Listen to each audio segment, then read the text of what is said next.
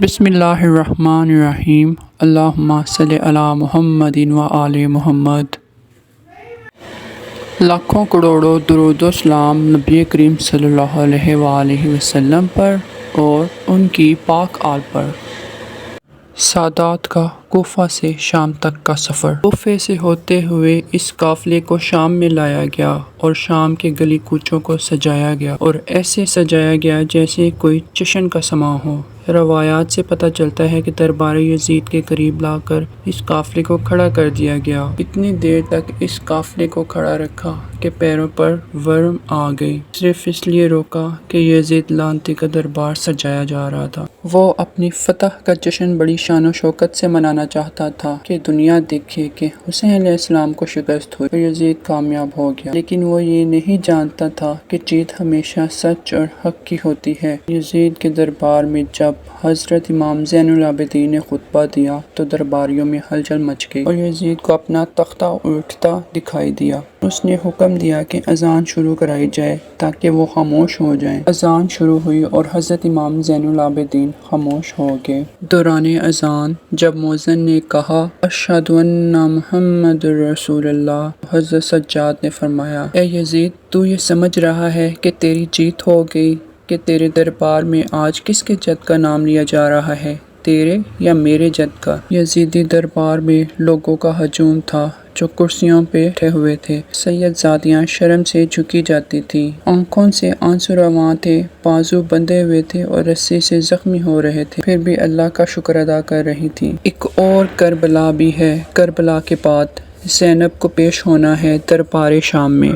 یزید لعنتی اپنی فتح کے نشے میں مست تخت پر بیٹھا ہوا تھا۔ جب سامنے دشت میں سر حسین علیہ السلام آیا تو یزید لعنتی نے اپنی چھڑی سے مولا حسین علیہ السلام کے دندان مبارک گستاخی کرنا شروع کر دی اور بار بار دانتوں پر چھڑی کو پھیرتا اور خوش ہوتا۔ بس یہ منظر دیکھنا تھا کہ جناب سیدہ زینب عالیہ علیہ السلام سے رہا نہ گیا۔ بھائی کی یہ حالت دیکھی حضرت زینب علیہ السلام کو جلال آیا اور دربار میں کھڑی ہو گئی۔ یزیدی دربار میں لہجہ علی میں اس طرح خطبہ دیا: تعریف اللہ کے لیے ہے جو ساری کائنات کا پروردگار ہے۔ ہو درود و سلام رسول و اہل بیت رسول پر۔ کتنی سچائی ہے خداوند اعلیٰ کے اس ارشاد میں کہ آخرکار جن لوگوں نے برائیاں کی تھیں ان کا انجام بھی بہت برا ہوا، اس لیے کہ انہوں نے اللہ کی نشانیوں کو جھٹلایا تھا اور وہ ان کی ہنسی اڑاتے تھے۔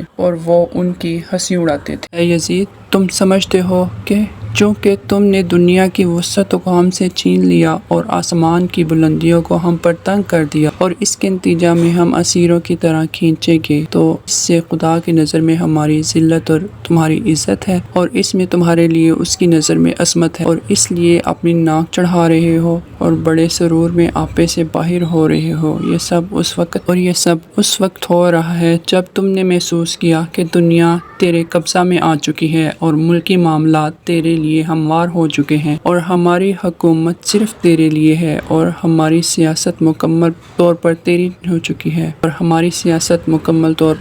ہو چکی ہے۔ لیکن رکو اور ہوش میں آؤ، کیا تم خدا کے اس قول کو بھول گئے ہو؟ جن لوگوں نے کفر اختیار کیا وہ ہرگز نہ خیال کریں کہ ہم نے جو ان کو مہلت دے رکھی ہے وہ ان کے حق میں بہتر ہے۔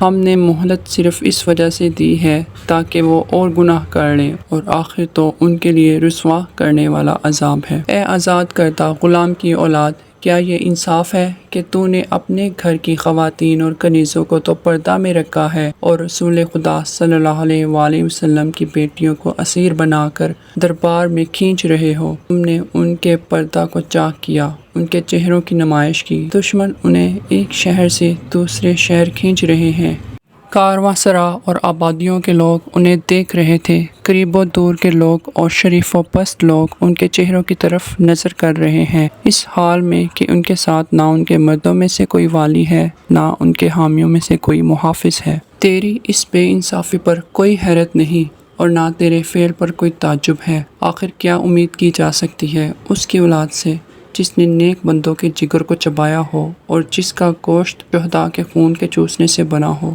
ایسا شخص ہماری طرف نفرت، عداوت، عناد و کینہ بھری نظروں سے دیکھتا ہو، وہ ہم اہل بیت کے بغض کے اظہار میں دیر نہیں کرتا ہے۔ یزید خوشی کے مارے اپنے مشرک آبا و اجداد کو آواز دیتا ہے کہ اگر وہ اس کی آواز سن سکے تو وہ شاد ہو جائیں گے اور خوشی منائیں گے اور کہیں گے اے یزید تیرا ہاتھ چل نہ ہو۔ اس نے حضرت امام حسین علیہ السلام جو کہ جنت میں جوانوں کے سردار ہیں، ان کے دندان مبارک کو نشانہ بنایا اور اپنی چھڑی سے ان پر مار رہا تھا جبکہ ان کے چہرہ سے سرور نمایاں تھا۔ حضرت بی بی زینب علیہ السلام نے فرمایا میں اپنی جان کی قسم کھا رہی ہوں کہ محمد صلی اللہ علیہ وآلہ وسلم کی ذریت اور آل عبد المطلب کے سورج یعنی حسین علیہ السلام کی خون ریزی کر کے تو نے دبے ہوئے زخموں کو کریدا ہے اور گڑے مردوں کو اکھاڑا ہے، اور تو اپنے بزرگوں کو آواز دے رہا ہے اور سوچتا ہے کہ تو انہیں پکار رہا ہے جبکہ وہ مردہ ہیں اور تمہاری آواز نہیں سن سکتا۔ ان قریب تو بھی ان کے ٹھکانے پر پہنچے گا اور اس وقت پچھتائے گا کہ کاش تیرے ہاتھ چل ہوتے اور تیری زبان کنگ ہوتی، اور جو بکواس تو نے کی ہے وہ نہ کی ہوتی، اور جو گناہ تو نے کیا ہے وہ نہ کیا ہوتا۔ خداوندہ ہمارا حق غاصب سے لینا اور جس نے ہم پر ظلم ڈھایا ہے اس سے انتقام لینا، اور جس نے ہمارا خون بہایا ہے اور ہمارے والیوں کو قتل کیا ہے ان پر اپنا غضب نازل کرنا۔ اے یزید تجھے جو کرنا تھا تو نے کر دکھایا، لیکن تو نے اپنے ہی چمڑے کو نوچا ہے اور اپنے ہی گوشت کے ٹکڑے کیے ہیں، اور تو جلد ہی رسول خدا صلی اللہ علیہ وآلہ وسلم کے سامنے پیش کیا جائے گا اس جرم کے ساتھ کہ تو نے حضرت محمد صلی اللہ علیہ وآلہ وسلم کی ذریت کا خون بہایا ہے اور ان کی عطرت اور جگر گوشوں کے حوالے سے حضور صلی اللہ علیہ وآلہ وسلم کی حرمت کو پامال کیا، اور اس وقت خداوند عالم محمد و آل محمد کو ایک ساتھ جمع کرے گا اور ان کے جدائی کو ختم کرے گا اور ان پر ظلم کرنے والوں سے بدلہ لے گا اور ان کے دشمنوں سے ان کا حق چھین لے گا۔ یزید انہیں قتل کرنے کی خوشی سے سرشار مت ہو، اس لیے کہ خدا نے ارشاد فرمایا ہے اور جو خدا کی راہ میں شہید کیے گئے ہیں انہیں ہرگز مردہ نہ سمجھنا، بلکہ وہ لوگ جیتے جاگتے موجود ہیں اور اپنے پروردگار کے ہاں سے طرح طرح روزی پاتے ہیں۔ تمہارے لیے اتنا ہی کافی ہے کہ قیامت کے دن خدا قاضی ہوگا، رسول خدا صلی اللہ علیہ وآلہ وسلم تمہارے خلاف مدعی ہوں گے اور حضرت جبرائیل رسول خدا صلی اللہ علیہ وآلہ وسلم کے گواہ ہوں گے، اور پھر جنہوں نے تمہاری تائید کی اور تجھے مسلمانوں کی گردن پر مسلط کیا ہے انہیں معلوم ہوگا کہ ظالموں سے کتنا برا بدلہ لیا جائے گا، اور تم میں سے کون بدترین جگہ کا حقدار ہے اور سب سے زیادہ گمراہ ہے۔ اے یزید جو بھی تدبیر اپنانا ہے اپنا لے، جتنی کوشش کرنا ہے کر لے اور پوری جدوجہد کر لے، لیکن خدا کی قسم تو لوگوں کے دلوں سے ہمارے ذکر و یاد کو نہیں مٹا سکتا ہے اور نہ ہماری وحی کو ختم کر سکتا ہے اور نہ تو ہماری بلندیوں کو پہنچ سکتا ہے، اور اگر تو چاہے تب بھی قتل حسین علیہ السلام کے دبا کو اپنے دامن سے دھو نہیں سکے گا۔ تیری رائے یقیناً غلط اور تیرے ایام زندگی بس محدود، اور تیرا شرازہ بالآخر منتشر ہو جائے گا۔ اس دن آسمانی منادی آواز دے گا بے شک ظالموں پر اللہ کی لعنت ہے۔